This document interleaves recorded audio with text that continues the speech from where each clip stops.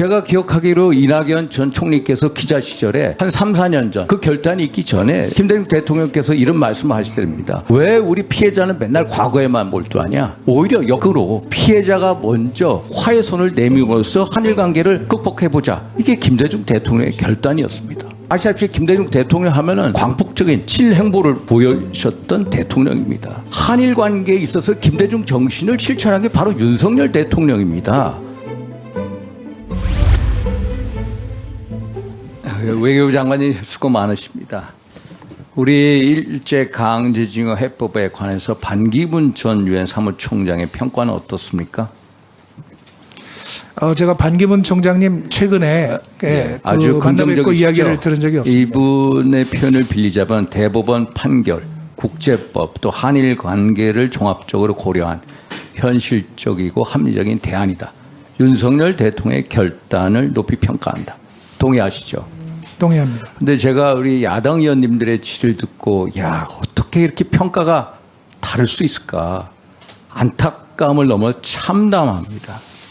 이게 삼전도의 굴욕입니까 아닙니까? 그렇지 않습니다. 나라를 팔아먹었습니까 아닙니까? 그렇지 않습니다. 자위대의 군합발이 대한민국 한반도를 더럽힐 수 있습니까? 있을 수 아닙니까? 없는 일입니다. 그러면 윤석열 대통령의 일부 호텔 종업원, 한해다 공원 직원, 여러 사람부터 열렬히 환영을 받았다. 얼마나 줬으면 저렇게 받았냐? 어느 나라 대통령입니까? 이렇게 묻는데 어느 나라 대통령입니까? 한국 대통령이죠. 당연히 그런 논리라면 문재인 대통령은 2018년 9월 능라도 최저 경기장에서 북한인이 15만 명부터 열렬한 환영을 받았습니다. 그때 얼마나 많이 줬으면 그런 환호를 받았습니까? 그런 논리라면은 문재인 대통령 어느 나라 대통령입니까? 이게 말이 안 되는 논리 아닙니까? 그럼 왜 야당 의원들의 평가가 이렇게 박하다고 생각하십니까? 혹시 당 대표의 이 어떤 사법 리스크 방어 아니면은 그 사법 리스크에 향해 있는 눈을 외부로 돌리기 위한 거다라는 일각의 의견은 어떻게 생각하십니까? 정치적인 문제에 대해서는 제가 발언을 자제하겠습니다.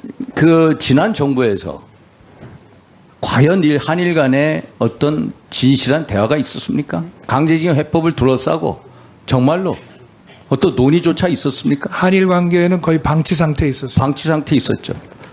저는 이번에 기시다 후미오 총리가 포괄적 사죄로 나오고 우리가 원한 만큼의 어떤 적극적 호응으로 안 한 이유가 문재인 정부의 학습 효과라고 생각합니다. 동의하십니까? 아시다시피 장관님 한번 보십시오. 우리 문재인 정부 때 2018년 10월 대법원 판결이 있었습니다. 그 다음에 일본 정부가 계속해서 2019년 1월 외교적 협의 요청했어요. 그때 아예 응하지 않았어요. 2019년 5월인가 한일 청구권 협정에 의해서 또 중재위원회 구성을 요청해요. 안 했어요. 안 그렇습니까? 전혀 응하지 않고 반일 선동하지 않았습니까? 그리고 장관님도 아시다시피 2015년 12월 한일 위안부 합의 파기했죠. 화해치유재단 해산시켰죠. 그리고 또 합의 파기가 아니라고 했죠. 그래서 일본 정부에서는 도대체 왜 한국 정부는 문재인 정부 얘기합니다. 이렇게 꼴대를 왜 매번 옮기냐. 이런 불신이 증폭된 거 아닙니까? 그래서 윤석열 대통령께서 대승적인 결단을 내린 거죠. 그래서 일단 결국 첫 발을 내린 거고 기시다 후미오 총리도 한일 간의 현안에 대해서 적극적으로 해결하겠다라고 발언한 거 기억하십니까? 네. 기억하시죠? 네. 우리가 한일 관계에 있어 대장전을 김대중 옥치 선언이라고 얘기했죠. 맞죠? 맞습니다. 그거 김대중 대통령의 결단 아닙니까? 깁니까? 대단히 큰 결단이죠. 제가 기억하기로 이낙연 전 총리께서 기자 시절에 한 3, 4년 전 그 결단이 있기 전에 김대중 대통령께서 이런 말씀을 하시더랍니다. 왜 우리 피해자는 맨날 과거에만 몰두하냐? 또 가해자는 미래에만 하냐? 오히려 역으로 피해자가 먼저 화해 손을 내밀므로써 한일 관계를 극복해보자. 이게 김대중 대통령의 결단이었습니다. 아시다시피 김대중 대통령 하면은 광폭적인 칠행보를 보여주셨던 대통령입니다. 일본의 그 히로히토 일왕이 사망했을 때 서울 주재 일본 대사관에서 90도로 절하신 분입니다. 또 대통령이 되자마자 일왕이 아니라 천황을 호칭하신 분이고, 당시 1998년 오부치 선언할 때도 보면은 우리 한국 국민 한 80%가 반대를 하는데도 문화 개방을 밀어붙이셨죠. 위대한 결단을 내리셨죠. 그래서 한류 열풍이 일본에서 내는 거 아닙니까? 그래서 한일 관계에 있어서 김대중 정신을 실천한 게 바로 윤석열 대통령입니다. 한일 관계에 있어서 김대중 정신한 게 뭐냐면은 가해자 피해자의 어떤 틀 안에 있는 게 아니라 피해자가 먼저 화해의 손을 내밀므로써 가해자의 사과 협력을 이끌어내자. 이게 김대중 대통령의 통큰 결단이고 김대중 대통령의 한일 관계의 정신, 이것을 우리 대통령이 실천해 옮긴 겁니다. 결국 김대중 정신을, 윤석열 정신을 만든 게 우리 대통령입니다. 그래서 동의하십니까? 동의합니다. 그래서 이런 논리로 한번 말씀해 주십시오 하는 부탁의 말씀드립니다. 네. 또 하나, 장관님, 그 지소미아 관계에 있어 지소미아가 선택적 사항입니까? 아니면 필수적 사항입니까?